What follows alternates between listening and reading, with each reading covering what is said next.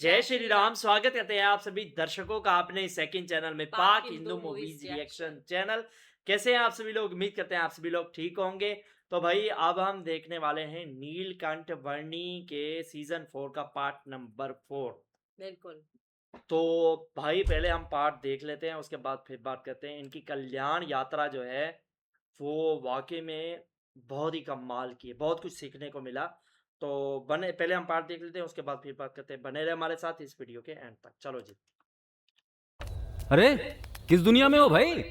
साक्षात नारायण की दुनिया में। हाँ? क्या? कहाँ?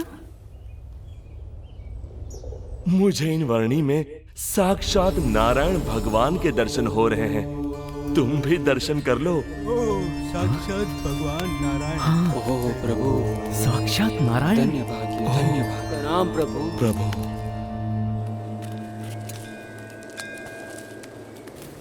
मान लो कि तुम यहाँ केदारनाथ में हो। ये रहा केदारनाथ, और तुम्हें जाना है यहाँ बद्रीनाथ में। हाँ, ये रहा बद्रीनाथ। अब सवाल ये है कि भाई जाओगे कैसे?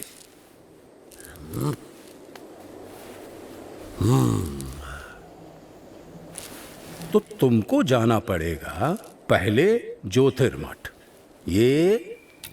यहाँ पर, और फिर यहाँ से ऊपर हाँ, यहाँ तुम पहुंचोगे बद्रीनाथ।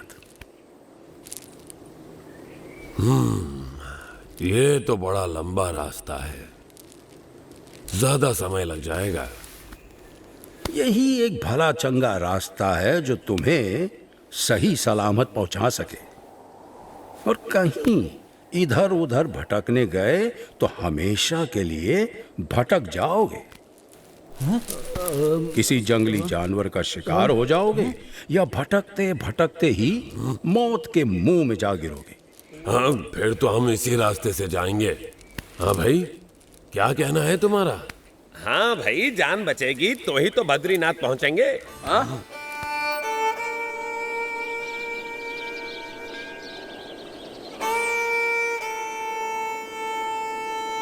थोड़ी देर ज्यादा लगेगी, पर जिंदा तो पहुंचेंगे। हाँ, सही समझे। हाँ भाई, सुरक्षित रास्ते से ही चलेंगे।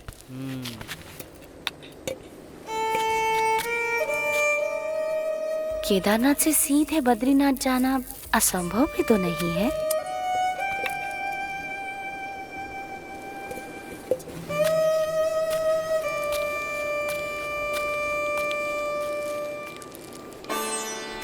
केदारनाथ से सीधे बद्रीनाथ, एक ऐसा मार्ग जिससे गुजरने के बारे में कोई सामान्य मानवी तो सोच भी नहीं सकता था। गमछे में जहां मानो मनुष्य जीवन का अस्तित्व ही नहीं था।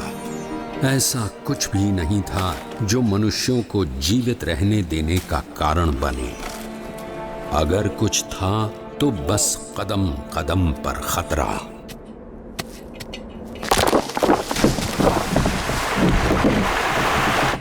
शून्य के नीचे का तापमान जो पानी को पीने के लायक भी नहीं छोड़ता था।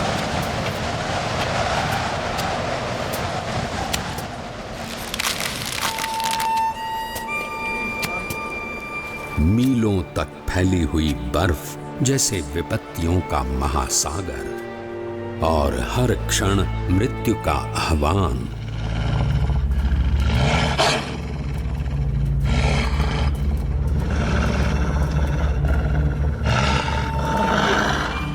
पर केवल 11 वर्ष का एक बालक कृत निश्चयी था अपने ध्येय तक पहुंचने के लिए।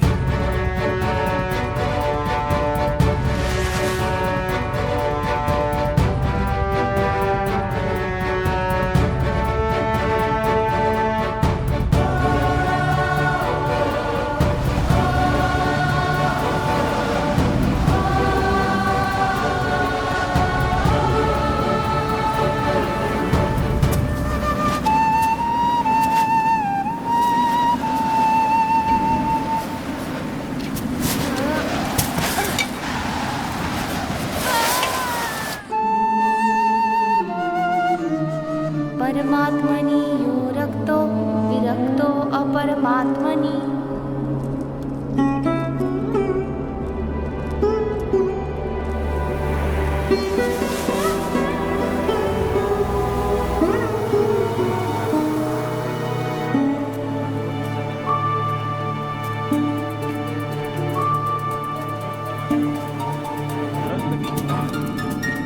परमात्मनि यो रक्तो विरक्तो अपरमात्मनि।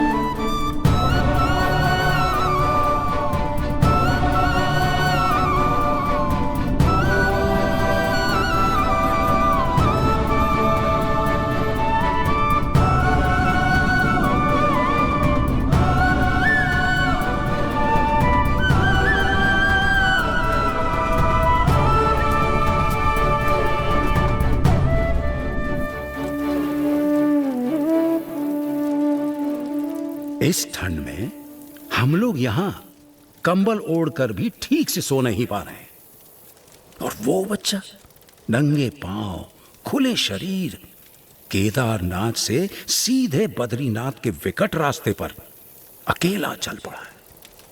क्या हुआ होगा उसका?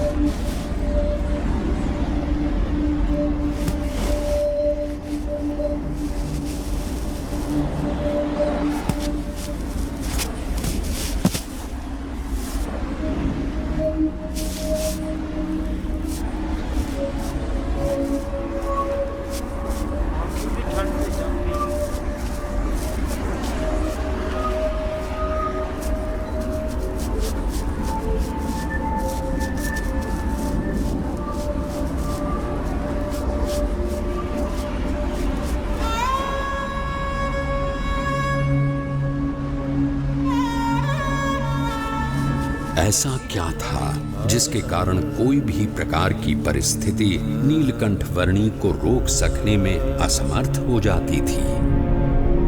कभी हिम प्रपात तो कभी भयानक बारिश, अनजान और निर्जन रास्तों में जंगली जानवरों से आकस्मिक भेंट,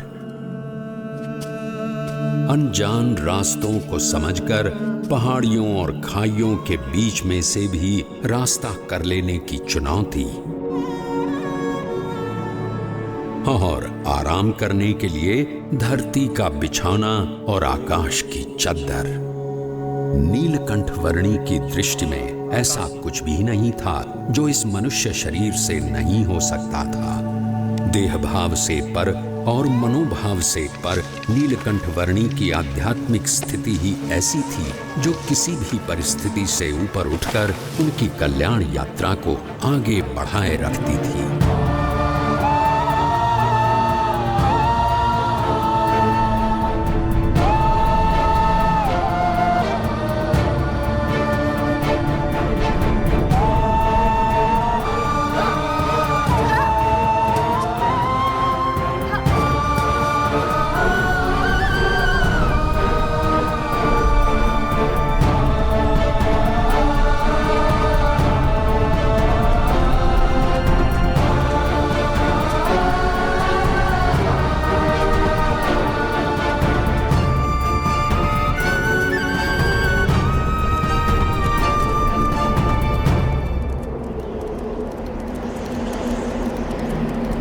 इतने सारे बादल।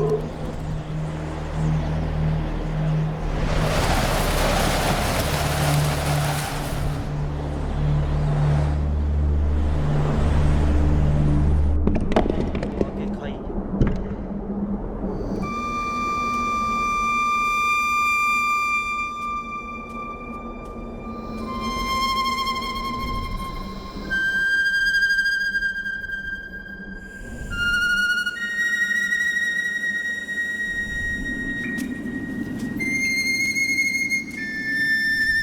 ऐसे विपरीत हालात में भी अपने नियम, धर्म और अपनी भक्ति के नित्य क्रम के साथ कोई भी समझौता न करके भक्ति की प्रणाली की पुष्टि करता हुआ एक ऐसा उदाहरण नीलकंठ वर्णी ने प्रस्थापित कर दिया जो सदा के लिए भक्ति रीति का पोषण करता रहेगा।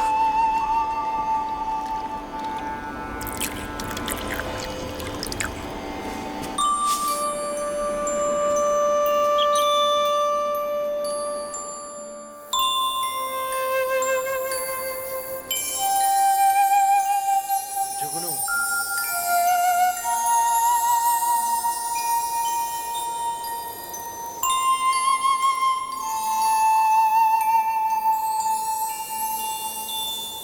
आज के समय में भी कई लोग साथ मिलकर बहुत सारी सुविधाओं के साथ जिसे पार करने के लिए हिचकिचाते हैं, वैसा केदारनाथ से सीधे बद्रीनाथ जाने का लगभग 75 किलोमीटर का मार्ग नीलकंठ वर्णी ने नंगे पांव, खुले शरीर, अकेले केवल 9 दिनों में पार कर लिया।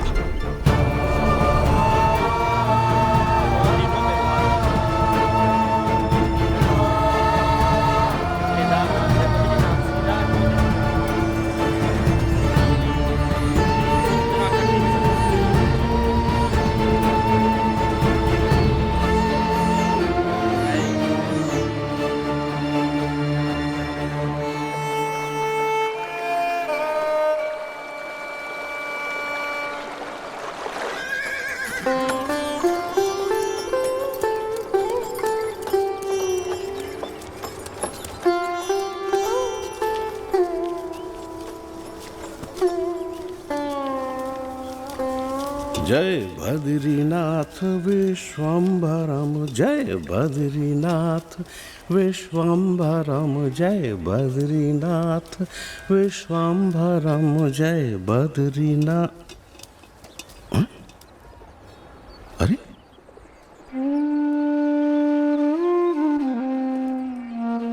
इस चरण छाप में ऊर्ध्व रेखा के साथ सारे 16 चरण चिन्ह। ये तो स्वयं परमात्मा के चरणों की छाप है। कहाँ है वो?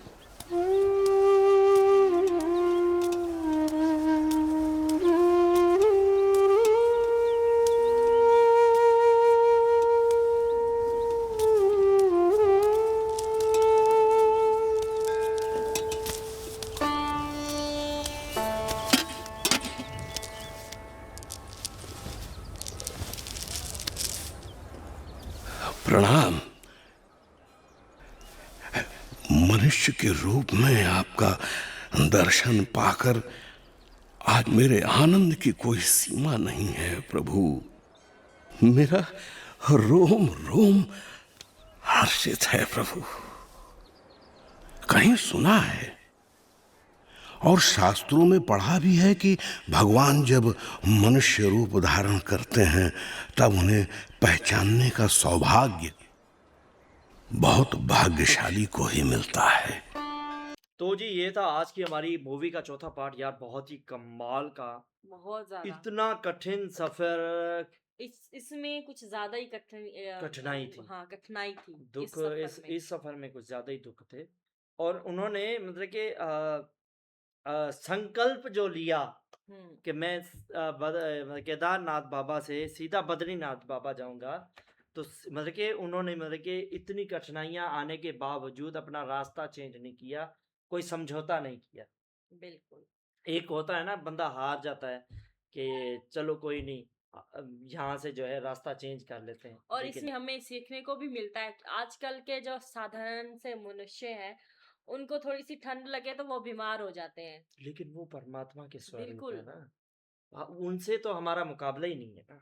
बात तो वो बात कर तो रहे थे कि हम यहाँ कंबल ओढ़ के भी ठीक से सो नहीं पा रहे, आग भी जल रही साथ में।